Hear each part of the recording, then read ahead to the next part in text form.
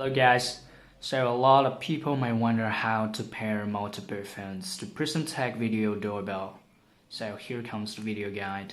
We just need to press the share button here, press here, and enter the administrator password. For example, 123456.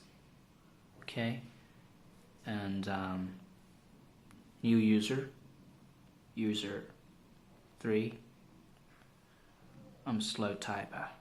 Okay, so we just need to scan this pairing QR code with the new device. Scan QR code.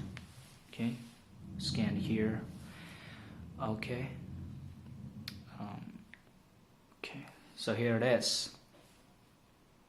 That's how we pair multiple phones to Prismtec video doorbell. Thank you very much.